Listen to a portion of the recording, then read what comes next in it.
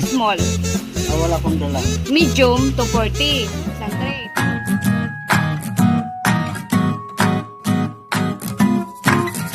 Ayan nga mga guys, at bumili nga ako ng egg kay tatay. At tinanong ko nga si tatay kung magkano ang isang tray ng egg. Ang sabi nga niya ay 240 ang size medium. At malapit na nga rin daw maubos ang kanyang mga panindang egg. At tinanong ko na nga rin si tatay kung taga saan siya. Ang sabi nga niya daw ay sa Taguig pa nga daw siya nang gagaling.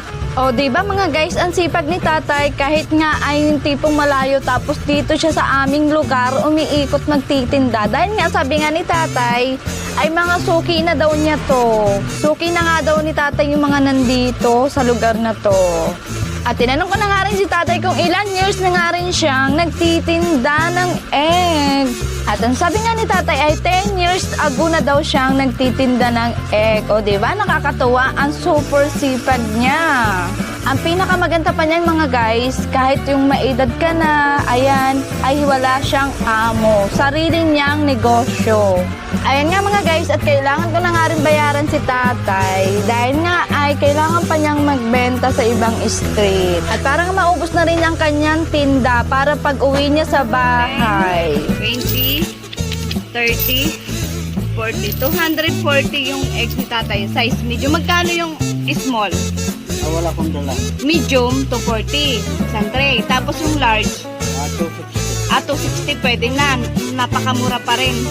Tapos yung XL, Nasa 280 yun. 280. May 2XL kang egg. Wala. Ibig sabihin ng tinda mo lang ngayon ay medium, XL, ay medium large. Ayan na nga mga guys, tinanong ko nga si tatay, ang medium na egg na isang tray ay 240. So yun nga, size medium yung aking in-order. Tapos yung size large ni tatay na tinitinda na isang tray na egg ay 260 daw. Tapos yung XL na size XL ng egg na isang tray ay nasa 280. So, super mura pa rin. Nakadepende sa inyo. Basta yung tipong di kayo malulugi. Nasa sa inyo kung magkano yung ibibenta.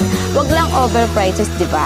So, yun guys. At naputol na nga yung ating video. Yung pag-vlog natin kay tatay dahil nga na lowbat yung aking cellphone. So, next time daw ulit sabi ni tatay.